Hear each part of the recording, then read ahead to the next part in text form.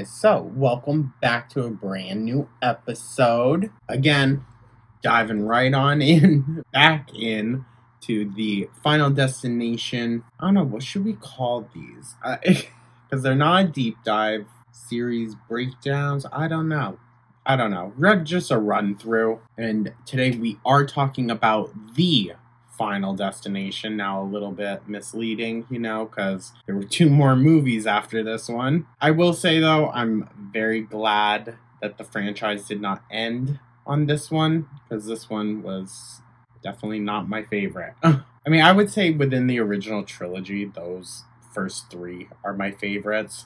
I have seen the newest one by this point. I really liked it. I didn't watch it again, but I really liked it. This one, however, we'll get into it. So, The Final Destination, also Final Destination 4, came out in 2009. Now, I did go see this one in theaters when it came out, and I even remembering, back then, just not really caring for it. To be honest, the CGI for me really cheapens it. And it's somehow even worse than in the third one. Because the third one did use CGI, but I feel like they still relied a lot on just practical effects. And they did in this one too. But it just, the green screen of it all, it doesn't work for me, And whenever you're CGIing in blood, you've lost the battle. So directed by David R. Ellis and written by Eric Bress, distributed by Warner Bros. Pictures and produced by New Line Cinema. The budget for this one was $40 million, and box office brought in $187.4. So a decent turnaround, a lot better than I would say even the third one was. The third one didn't make as much as you thought it would have. But I feel like after this one, there's kind of a steep decline. But they all basically have the same budget going in, around roughly $40 million or so. A horrifying premonition saves a young man and his friends from death during a racetrack accident, but terrible fates await them nonetheless. Bobby Campo plays Nick O'Bannon. Nick Zano plays Hunt Wynorski. Chantel Van Santen plays Lori Milligan. Haley Webb is Janet Cunningham. Krista Allen plays Samantha Lane. Stephanie Honore is Nadia Monroy. Mykelti Williamson is George Lanter. I also find the conversation of racism in this particular installment interesting because their most famous actor, Mykelti Williamson, who played Bubba in Forrest Gump. My bad for not realizing that as I originally filmed this, but back in editing, finding out he's the most famous person on the cast, and yet he was killed off so frivolously, and his character was used in just kind of like a plot mechanism way, I think says a lot. And Justin Welborn is Carter Daniels. And I will say, now, I know we said, the third one had, the best intro. I don't know. The intro for this one is really good because you get to see those X-ray, visuals for prior deaths that we've seen in the franchise. But I think the outro in this one just goes the absolute hardest. And I will say that. It ends, with a real bang. So, yeah, you know the deal. We're going to get into the kills. We're going to get into the it and grit of it all. There are some good ones in this. I think we all can very vividly, if you've seen the movie, you know the pool one. I think we all probably think about that one. Maybe at least once a year. But diving on in, college student Nick O'Bannon watches an auto race with his girlfriend, Lori Milligan, and their friends, Hunt Wynorski and Janet Cunningham at the McKinley Speedway for their semester break. Now, is it McKinley like Ian McKinley? Who knows? I feel like there's always those little sprinkles. And actually, I would say yes, it probably is like Ian McKinley because there's also Clear Rivers, which is the name of a resort spa. That's another hint later on. That's the original final girl's name. So there are nods throughout this one, but they're not necessarily hit you over the head. I also will say this movie feels like it was trying to be maybe a little reflective on the conversation around like basic civil rights in the country. It was starting around this point. They interject racism into this movie. I'm not saying that it's not necessary, but I'm also saying it feels a little forced. It just felt so weird. It catches you really off guard, and it just almost kind of doesn't lead to much other than a much more satisfying death for the racist, obviously. But like the dude he was racist towards still dies very quickly, not really given much extra thought, which is kind of how every character of color is treated within the franchise. So I don't know. I don't know. Maybe it was them addressing that critique. I don't know. But that is one of the things that I have wrong, I guess, with this movie. I mean, it's never wrong to call out racism, but it just felt so half-assed, you know? I mean, he dropped hard ER, and then we just moved on. I was like, what the fuck? Nick has a premonition of a racetrack accident where the debris flies into the grandstand and destroys it.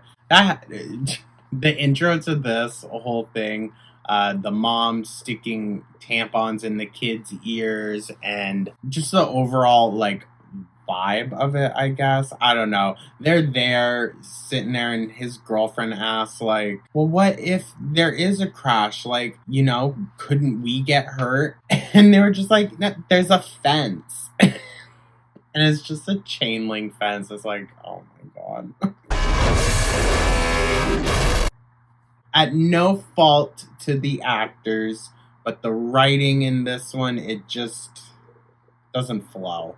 The disaster kills him, his friends, and several spectators. He panics, causing a fight that forces him and his friends to leave, along with racist tow truck driver Carter Daniels, mother Samantha Lane, mechanic Andy Kuzer, and his girlfriend Nadia Monroy, and security guard George Lanter. The disaster occurs, causing a stray wheel to fly out of the stadium and decapitate Nadia. Now that one just does kind of come out of nowhere and just really starts everything off again with a bang. Now y'all know, I love the premonition aspect of this movie. It happens right in the beginning too, so it feels okay. But they throw in another premonition into the end of the movie, and it didn't work for me.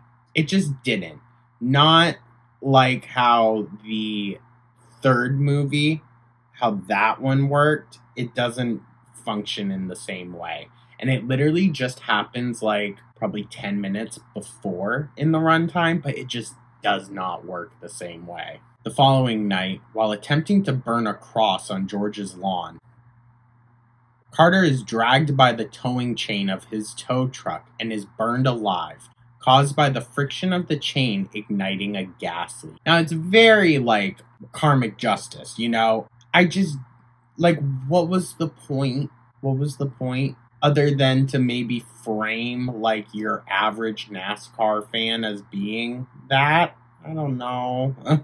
The next day, Samantha is killed by a rock lodged in the exhaust pipe of a lawnmower.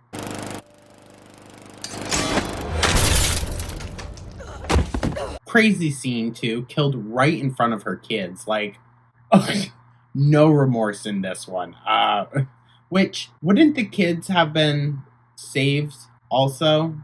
So then why didn't they die? I don't know. After researching similar disasters parallel to the speedways, Nick is convinced that ever since they survived, thanks to his premonition, death is killing them in the order they would have died in the speedway disaster. And he's having like all these dreams and like mini premonitions of people's deaths before they happen. This one feels very much like we're sticking to the script in terms of like story structure, how the plot is going to carry itself out. It just feels very kind of copy and paste. With George's permission, Nick and Lori review surveillance footage of the disaster to identify the next victim. Seeing that Andy is next, they warn him, but a carbon dioxide tank suddenly launches him into a metal grid fence. That's a gnarly one. Gnarly. Terrible CGI. Terrible. But it's gnarly in concept. And that kind of upsets me just a tad bit. Because, like, imagine the good shit we could have gotten visually if CGI hadn't come in and, like, taken over that idea, you know? Nick suspects Janet and Hunt are next and teams up with George and Laurie to save them. George and Laurie save Janet from being killed at a car wash. Terrifying scene. I'm pretty sure everyone's also considered that. Like, can you drown in a car wash? But Nick fails to save Hunt from being disemboweled by a pool's drain pipe. Probably the worst one in the whole movie. Oh my god.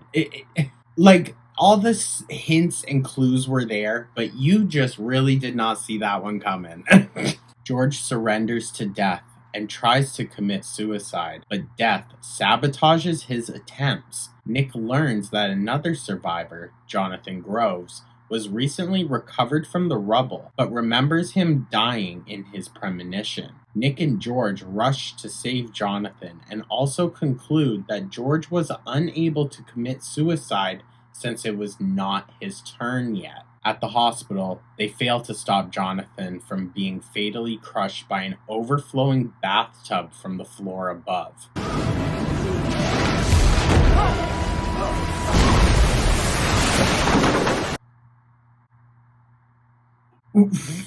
Some of these just felt a little too random, even for Final Destination. Some of them, it was just like, well, how can we do it? Bathtub falls out of nowhere. Like, and even George's death was very quick and just like, boom. And actually, you see him die twice. The only time you ever see a character die twice, I believe. Except for the girl in the very beginning. And maybe a few others. But you see him very quickly, within like 10 minutes, die the exact same way. Just very quickly.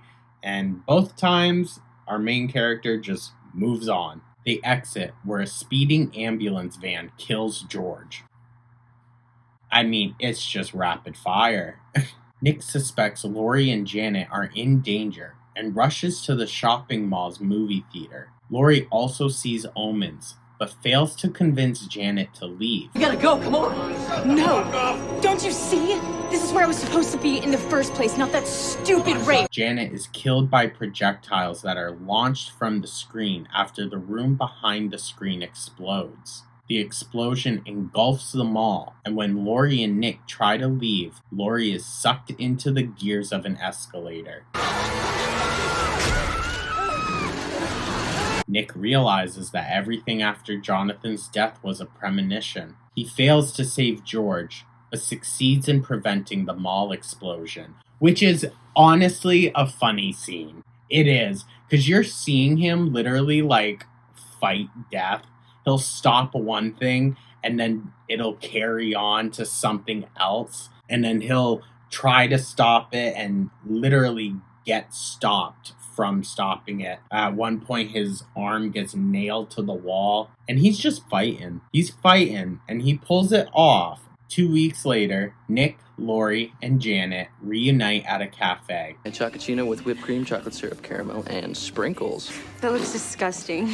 Yeah, I'm going into a diabetic coma just looking at it. Nick suspects that they never changed anything, and that Death planned to have them meet at the cafe at the right time. Before the three can react, a truck swerves to avoid a falling scaffold and crashes into the cafe.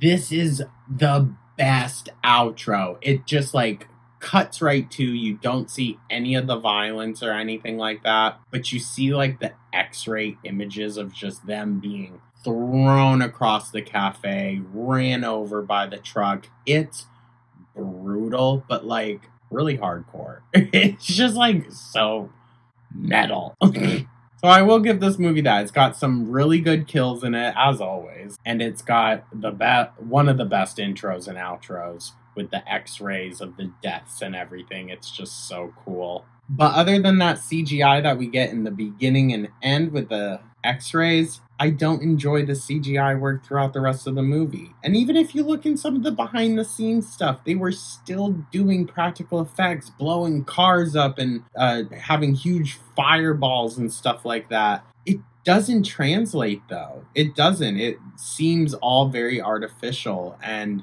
that's not what I always knew the Final Destination movies to be. Like, they were supposed to be as close to realistic as possible.